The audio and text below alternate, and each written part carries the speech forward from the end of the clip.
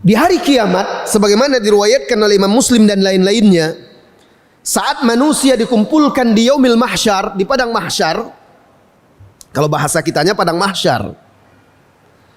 Tapi kalau di dalam nas-nas sunnah itu disebut yaumul mahsyar, hari manusia dikumpulkan. Matahari didekatkan kepada kepala manusia. Udniyati syams ila ru'usil khalaiq atau ala ru'usil khalaiq. Didekatkan matahari di atas kepala makhluk-makhluk. Ini yang diceritakan oleh Rasulullah sallallahu alaihi wasallam dalam hadis sahihnya. Diriwayatkan oleh Imam Muslim dan lain-lainnya, wajib kita yakini ini perkara gaib. Qadra mil. Didekatkan matahari itu di kepala manusia seukuran 1 mil. Sang perawi yang meriwayatkan hadis ini, sahabat atau sesudahnya, ragu. Apa kata dia? Saya tidak tahu apakah mil yang dimaksud oleh Rasulullah sallallahu alaihi wasallam mil jarak atau mil tangkai celak. Dalam bahasa Arab, tangkai celak, kan ada celak, tabung celak, ada tangkainya untuk dipakai oleh wanita ya. Untuk memasang celak di matanya, itu dinamakan mil. Bayangkan kalau seandainya itu yang dimaksud, alangkah dekatnya. Sekarang saja matahari siang bolong itu kalau di tempat kami di Pekanbaru sana sampai kadang 36, 37, panasnya minta ampun. Ya. Itu kalau di puncak-puncak musim panas ya, ngeri sekali. 38. Itu panas sekali. Kita nggak tahan. Bagaimana kalau seandainya matahari itu didekatkan? Kalau di Arab Saudi itu, di Mekah Madinah itu, kalau puncak musim panas itu, telur itu kalau letak di aspal bisa masak. Bayangkan, di puncak musim panas, kaca mobil itu kadang retak-retak. Itu di puncak-puncak musim panas. Itu panas dunia, matahari dunia. Bagaimana dengan matahari kelak didekatkan kepada kepala manusia? Maka kata Rasulullah sallallahu alaihi wasallam, waktu itu manusia yang saat itu dikumpulkan di padang mahsyar tanpa berpakaian sehelai benang pun, tanpa beralas kaki, tanpa penutup kepala, bahkan tanpa dikhitan, semua disibukkan oleh urusan masing-masing. Bercucuran keringat. Ada yang keringatnya menenggelamkannya sampai mata kakinya, ada yang menenggelamkan sampai betis, lutut, paha, pinggang, perut, dada, bahkan sampai ada yang megap-megap tenggelam oleh keringatnya masing-masing sesuai dengan amalannya. Saat itu manusia berdiri dalam satu hari yang sama dengan 1000 tahun. 1000 tahunnya kita. Tidak ada makan, tidak ada minum, semuanya ketakutan. Ibu tidak lagi mengenal anaknya, anak tidak mengenal lagi ibu bapaknya, suami tidak kenal lagi istri, istri tidak tahu lagi kepada suami. Yauma yafirrul mar'u min akhi, kata Allah. Ingatlah hari ketika seseorang lari dari saudaranya. Wa ummihi wa abih, lari dari ibu dan bapaknya.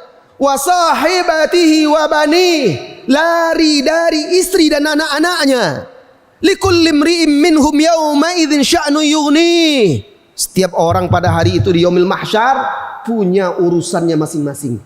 Dalam ketakutan itu, akhirnya mereka berbondong-bondong ramai-ramai menemui Nabi Adam. Datang menemui Nabi Adam alaihissalam, minta syafaat. Ya Adam, manusia semuanya berbondong-bondong dari yang awal sampai yang akhir. Saya, Anda termasuk di sana semua nanti. Wahai Adam, engkau adalah bapak kami, bapak manusia. Tidakkah engkau melihat keadaan kami saat ini? Ala tara ma nahnu fih. Tidakkah engkau melihat bagaimana dahsyatnya keadaan kami sekarang? Ala tad'ullaha lana, ala tashfa' lana. Berdoalah kepada Allah untuk kami, minta syafaat kepada Allah untuk kami. Nabi Adam waktu itu mengatakan, laqad ghadibal yawma rabbi, Rabbku, Tuhanku hari ini telah murka, dan dia tidak pernah marah murka seperti ini sebelum dan sesudahnya. Aku takut pada diriku, aku mengkhawatirkan diriku. Dahulu aku pernah melanggar larangannya. Aku takut dia murka kepadaku. Nafsi, nafsi. Aku takut terhadap diriku. Idhabu ila Nuh. Pergi kalian temui Nabi Nuh. Minta tolong kepada Nabi Nuh. Nabi Adam tidak sanggup.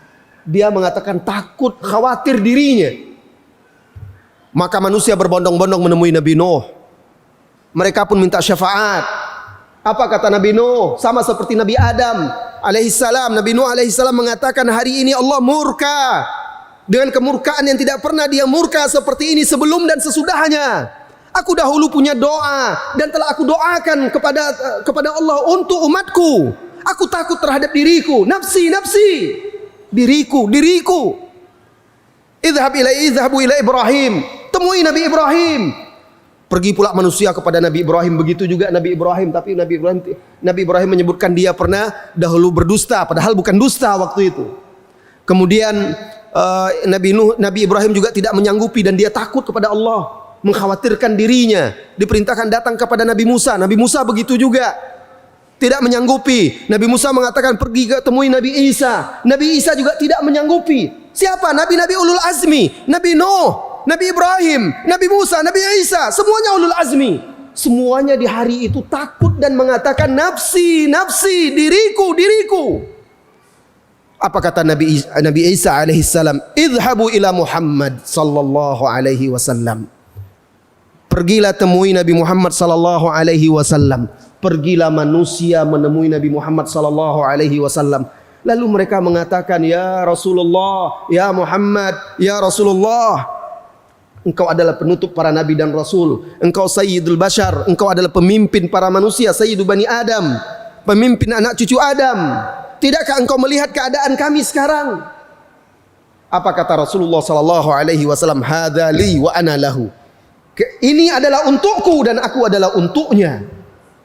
Maksudnya, wewenang waktu itu yang diizinkan adalah untuk Rasulullah sallallahu alaihi wasallam. Lalu Rasulullah sallallahu alaihi wasallam menghadap kepada Allah. Lalu beliau sujud sampai waktu yang dikehendaki oleh Allah. Allah ilhamkan kepada dia zikir-zikir, puja-pujian kepada Allah yang belum pernah Allah ilhamkan kepada seorang makhluk pun. Lalu akhirnya terdengar seruan. Allah berkata kepada dia, ya Muhammad, hai Muhammad, angkat kepalamu, irfa ra'sak, angkat kepalamu, minta syafaat, engkau diizinkan memberi syafaat. Maka ketika itu Rasulullah sallallahu alaihi wasallam mengangkat kepalanya. Apa yang dia katakan? Bukan nafsi, nafsi, bukan diriku, diriku seperti nabi yang lain.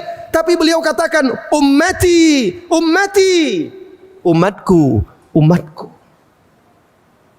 Dia minta diizinkan memberi syafaat kepada umatnya. Subhanallah. Dalam kondisi seluruh manusia ketakutan dan cemas, khawatir terhadap dirinya, Rasulullah memikirkan umatnya. Lihatlah betapa cintanya Rasulullah sallallahu alaihi wasallam kepada kita. Bagaimana dengan kita? Tanyakan pada diri kita. Apakah benar kita mencintai beliau sallallahu alaihi wasallam?